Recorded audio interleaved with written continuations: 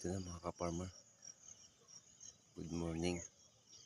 Ito na yung ating Mistisa F1 ka-farmer. Ito naman yung ating variety na Mistisa F1. Yan, malapit na rin ito mga ka-farmer.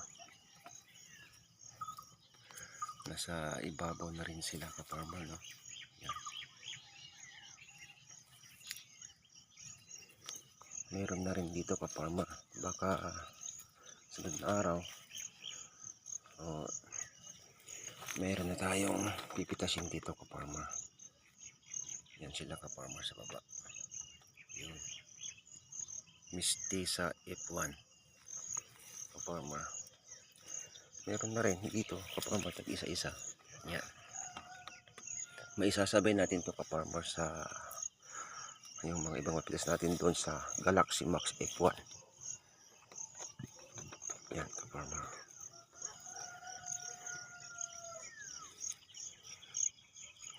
Effective talaga rin ka-farmer yung nilagay natin gamot dito, no? Yung ano siya ka-farmer, yung nilagay ko dito. Organic na pang-spray. Yan, gumanda yung talbos niya ka-farmer. At sa tingin ko ka-farmer, no? Marami siyang talbos na magaganda ng pinalabas ka-farmer. Yan, ang lalaki ng talbos ka-farmer. Yan mga ka-farmer, lalaki ng talbos. Halos ano na ka-farmer, no? Puno na talaga yung dingding niya.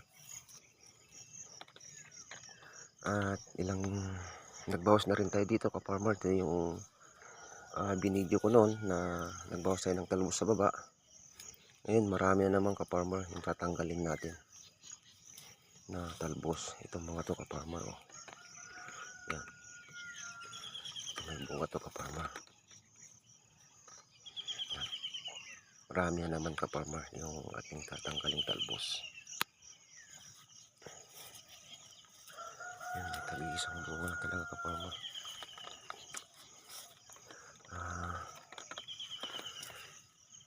Itong si Mistisa F1, no? Mas ano siya sa abono. Mas tipid siya kaysa dun kay Galaxy Max F1. Maano rin siya sa abono. Talagang patapangin mo kasi malit pa lang namumunga na.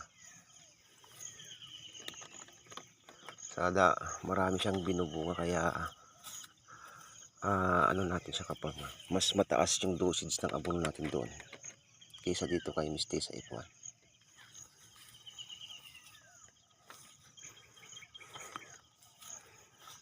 Yan ka-farmer. Talagang puno na yung dingding.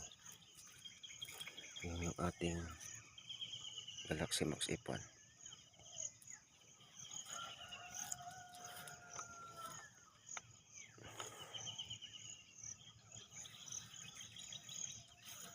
At wala tayong nakikitang uod, no ka-farmer, doon sa pinag-spray natin ng pang-uod.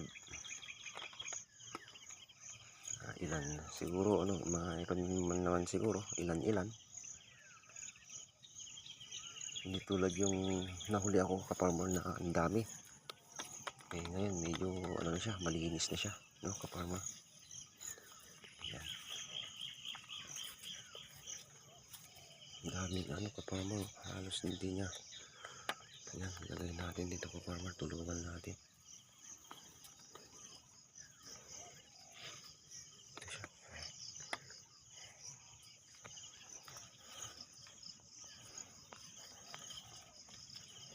Ikot tayo ka-farmer.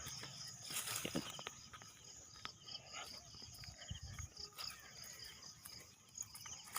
Ganda ng talbos na ka-farmer. Hindi nakakasawa pagtanim, no ka-farmer. Magtanim ng gulay kung kanina magaganda yung ating tanim.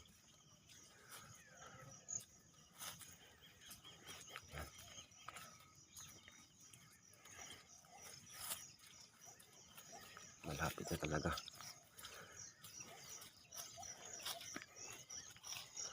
Masukal na. Mga ka-farmer.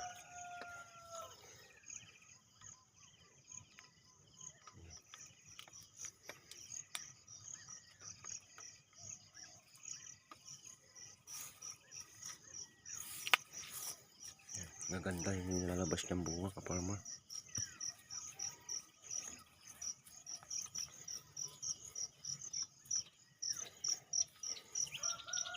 Kaya ko siya pinapasyalan na ganito na, ka-farmer, lagi. Kasi tinutulungan natin yung mga talbos na aakit kasi bababa sila, ka-farmer. Bumabalik sila sa baba. Tulad nito, ka-farmer, oh. Yan, nahulog na siya. Tutulungan natin siya na itaas. Yan. Yan. Gagapang na rin yan, ka-farmer.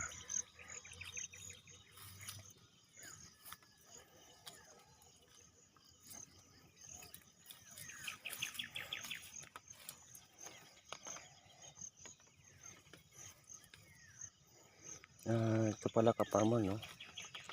37 days na niya mula transplanting. May 30, no? Ka-farmer, May 30 or May 28. Nung nag-transplanting tayo rito, ano na ngayon, mga ka-farmer? July 4 yata, ka-farmer, ngayon. July 4 na.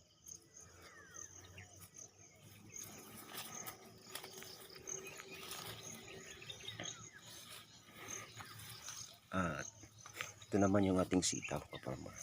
Yan. Yung sitaw natin na kondor, ka-farmer. Yan, halos nag-aagawan na sila ng akyatan, ka-farmer, no?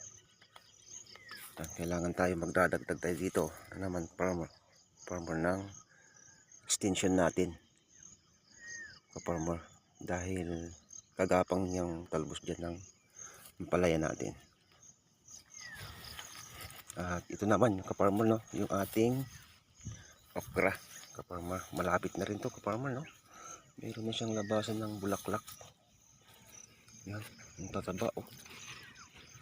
Yan, ka-farmer, ng ating okra. Yan, okra natin, ka-farmer. Yan.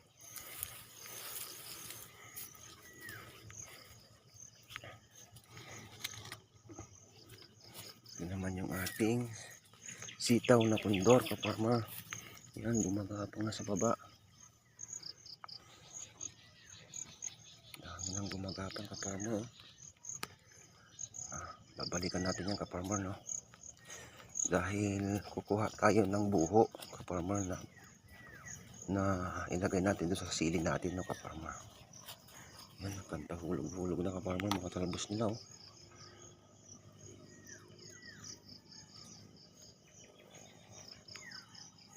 Yan, oh, hulog-hulog na, mga ka-farmer. Malapit na rin to, ka-farmer, no? Mayroon na siyang lumalabas na bulaklakan dito, oh. Yan, ka-farmer.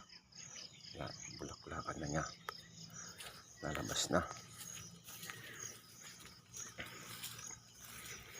Ito naman sa kabila, ka-farmer, mistisa pa rin to, ka-farmer. Yan. Yung mistisa. Yan, ka-farmer, talagang kailangan matatanggalin to, ka-farmer, no? Bumaba na siya.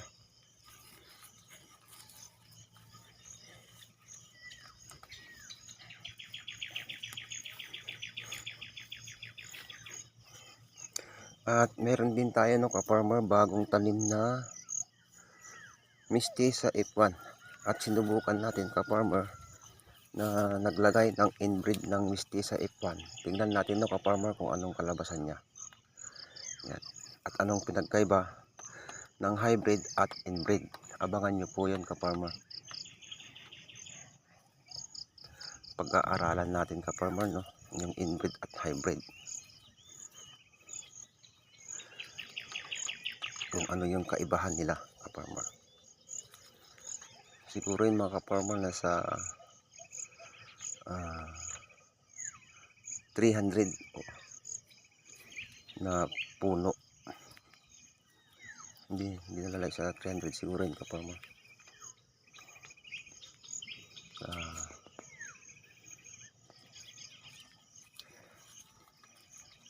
Nilagay ko kasi yun ka-farmer, no? Inanim natin kung ano yung asikaso natin dito, ganun din yung asikaso natin sa ating inbreed. Dahil pag-aaralan natin ka-farmer kung ano yung nagkaibahan ng inbreed at hybrid. Yan, hanggang sa muli ka-farmer, abangan nyo yung ating susunod na vlog. At shout out po, no, sa lahat ng ating mga ka-farmer. Yan, maraming salamat po sa inyong panunod at pagsubaybay sa ating channel.